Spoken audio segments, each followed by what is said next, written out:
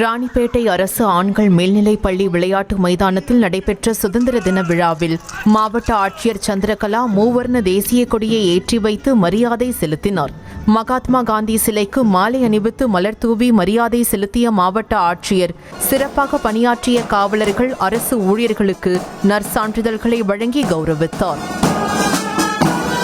மயிலாடுதுறையில் தேசிய கொடி ஏற்றி வைத்த மாவட்ட ஆட்சியர் மகாபாரதி துப்பாக்கி ஏந்திய காவலர்களின் அணிவகுப்பு மரியாதையை ஏற்றுக்கொண்டார்.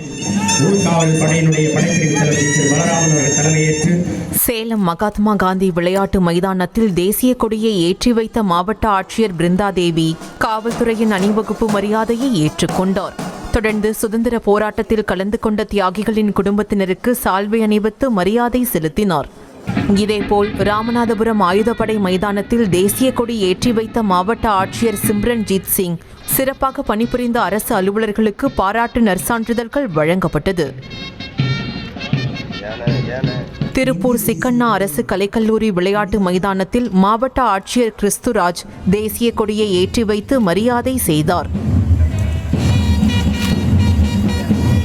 தருமபுரி மாவட்ட விளையாட்டு அரங்கில் நடைபெற்ற 78வது சுதந்திர தின விழாவில் ஆட்சியர் சாந்தி தேசிய கொடியை ஏற்றி வைத்து மூவர்ண பலூன்களை பறக்கவிட்டார்.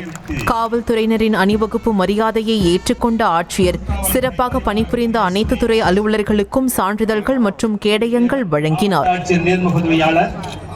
தென்காசி ஈசி ஈஸ்வரன் பிள்ளை அரசு ஆண்கள் பள்ளி மைதானத்தில் நடந்த சுதந்திர தின விழாவில் மாவட்ட ஆட்சியர் கமல் கிஷோர் கலந்து கொண்டு தேசிய கொடி ஏற்றி வைத்தார். தொடர்ந்து மூவர்ண பலூன்கள் மற்றும் சமாதான புறா பறக்க விடப்பட்டது. திண்டுக்கல் மாவட்ட விளையாட்டு மைதானத்தில் தேசிய கொடியை ஏற்றி வைத்து மரியாதை செலுத்திய மாவட்ட ஆட்சியர் பூங்கொடி சிறப்பாக பணியாற்றிய அனைத்து துறையை சேர்ந்த அலுவலர்களுக்கு பதக்கம் மற்றும் பாராட்டு சான்றிதழ் வழங்கினார்.